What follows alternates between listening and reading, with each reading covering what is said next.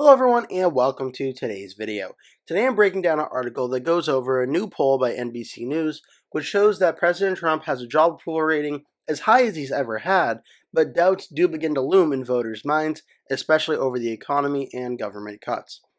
So going down into the article now, the article is by Scott Bland, Ben Casimir, and Bridget Bowman and was released at 9 a.m. on March 16th, 2025.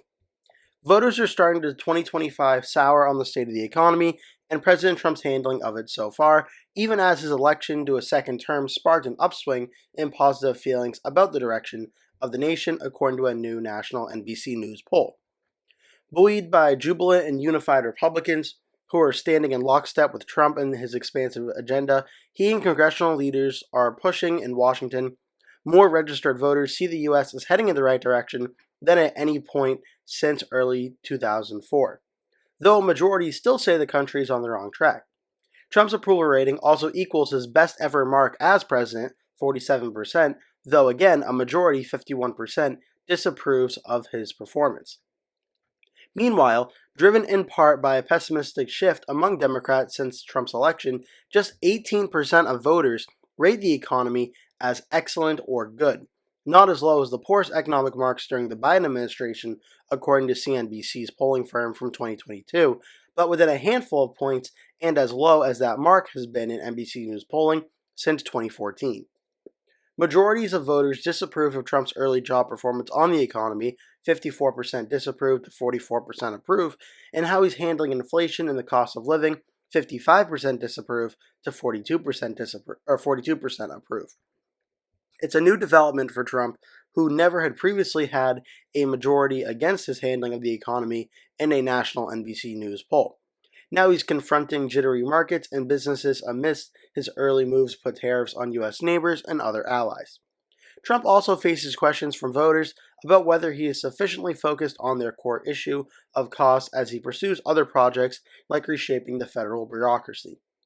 Overall, the poll reflects an America that remains deeply divided in the months following Trump's 2024 victory, as it was in the months before.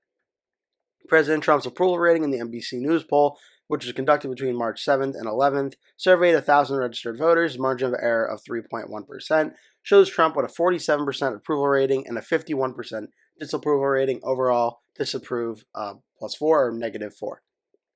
Voters narrowly disapprove of Trump's overall job performance, but the margin is closer than at almost any point during his first term. His personal ratings and the share of Republicans identifying as part of the MAGA movement have grown, reflecting the unity inside his party, giving him wide latitude in a GOP-controlled Washington.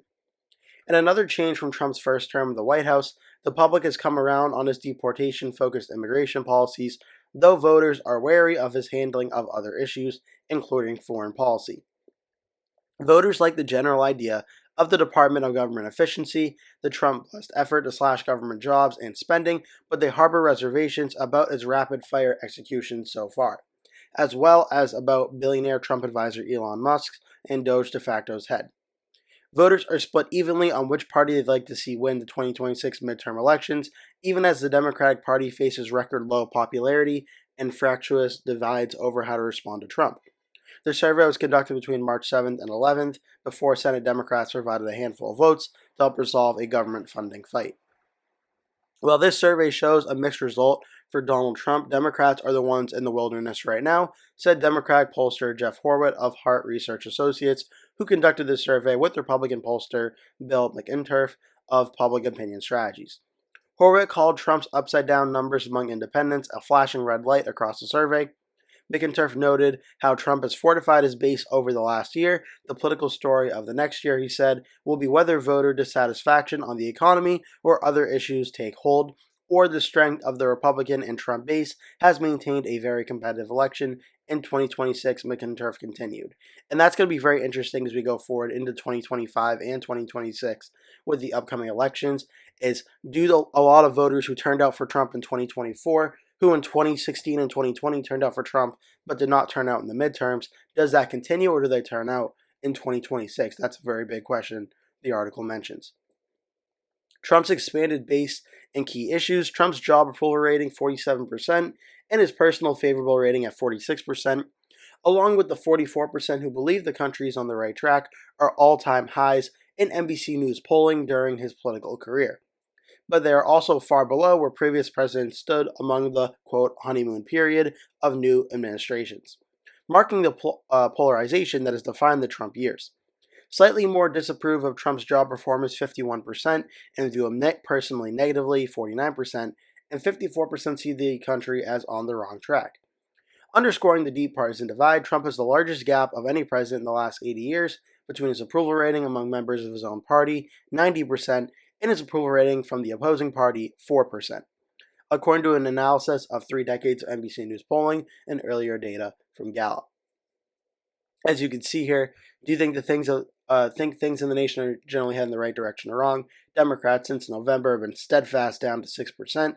Independents have upticked from 19 up to 26. Republicans have skyrocketed from 5 when Biden was president all the way up to 83 now that Trump is president.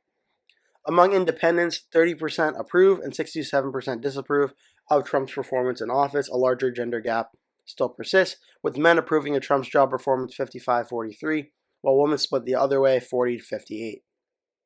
While Vice President J.D. Vance is viewed positively by 41% of voters and negatively by 47% of voters, that compares unfavorably to the even or positive appraisals of vice presidents at the beginning of the previous 3 administrations, according to NBC News polls.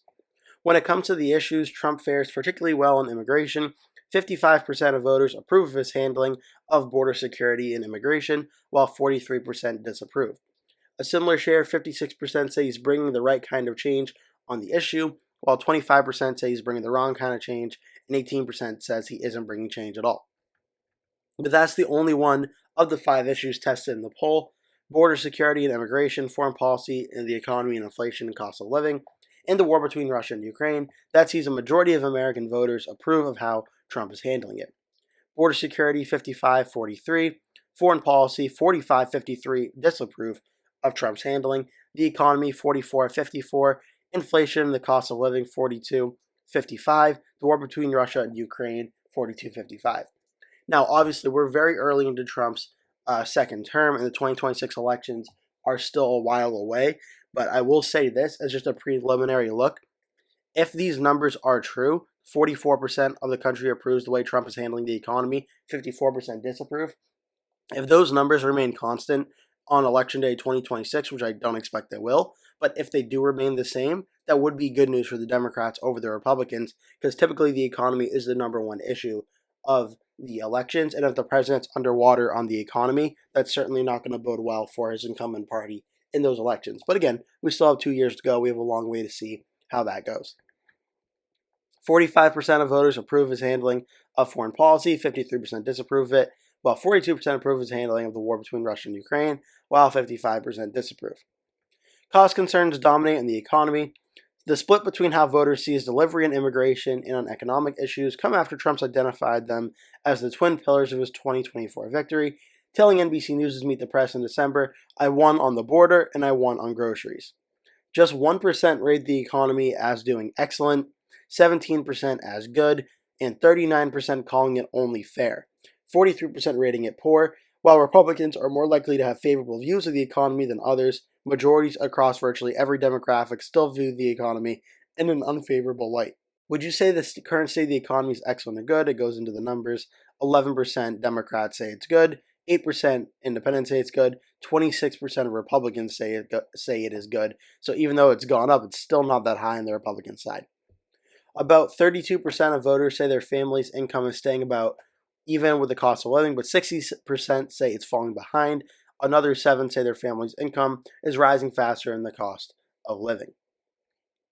Asked to gauge their satisfaction about how Trump is doing to battle inflation, a majority say they aren't satisfied, 46% say they are not at all satisfied, and another 9% say they are not too satisfied, while 20% are somewhat satisfied and 23% are very satisfied. The NBC News poll also gauged voters' feelings on what kind of change Trump is bringing as president, with 40% saying he's bringing the right kind of change to inflation and the cost of living, 30% saying he's bringing the wrong change, 28% saying he has not brought any change. On trade and tariffs, 41% say he's bringing the right change, 38% say the wrong change, and 18% say he is not bringing change. and that are these numbers here.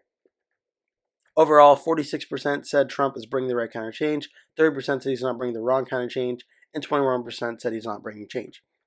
DOGE and Musk are early flashpoints. Voters are open nearly to an effort to tackle inefficiencies in the government, but they do have concerns over Elon Musk and his approach to how DOGE is executing those cuts could be a public opinion liability for the administration.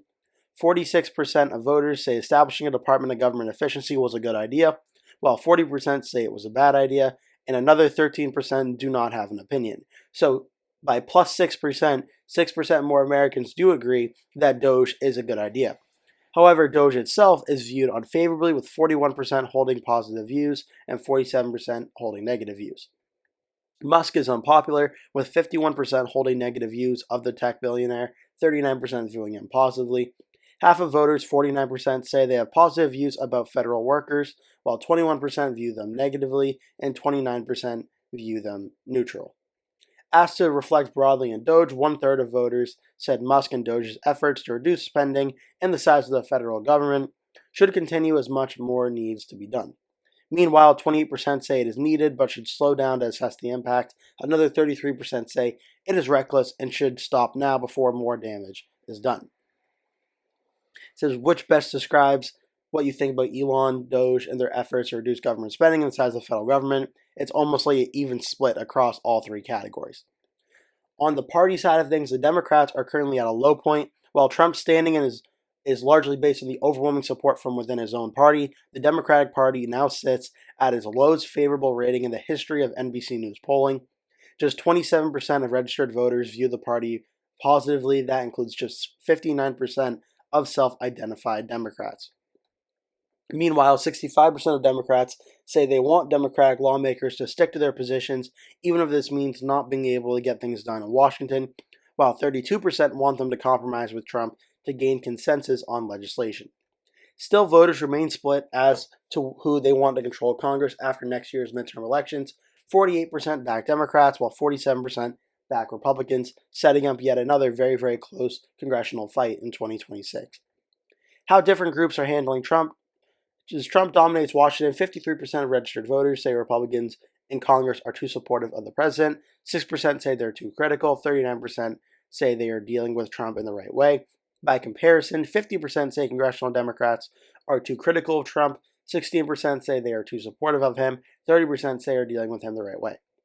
A plurality, 44% believe the Supreme Court is dealing with Trump in the right way, while 35% believe it's been too supportive. 14% believe it's been too critical. And it shows here some of the other things as well, such as news media. 25% say they're too supportive, 46% say too critical, dealing in the right way, 24%.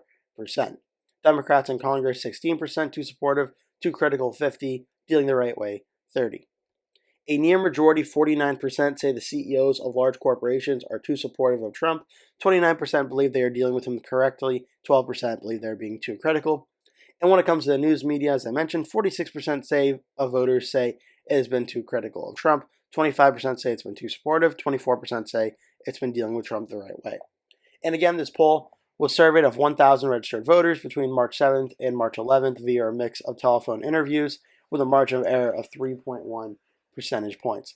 So there's a lot going on in this poll. That was a big breakdown, but I think a very key takeaway here is I think Trump has his highest numbers in the NBC News poll that he's had so far. And I think it's just coming down to essentially what happened in the 2024 election. The people that support Trump really love the job that he's doing, whereas the people that don't like Trump really do not like the job he is doing. And that's why we're seeing Trump essentially at a 50-50 approval rating, 47-51, very, very close to being 50-50. And that's because Trump is either really loved or really not loved. And that's where I think things stand on that. As for what it means for 2025 and 2026, it's interesting because independents don't seem to be loving what Trump is doing too much. Democrats really do not like what Trump is doing, but the Democrats also have their own internal party problems. So how this all translates for 25 and 26, we're going to have to wait and see how things unfold over the next few months. But I hope you enjoyed this video. If you did, make sure to give the video a like, and please remember to click subscribe so you get notified when I post new videos, which I do every single day, so you're not going to want to miss those. Also, feel free to leave a comment below telling me your thoughts, and I'll do my best to get back to you and answer any questions you may have. Thank you so much for watching and hope to see you in a future video.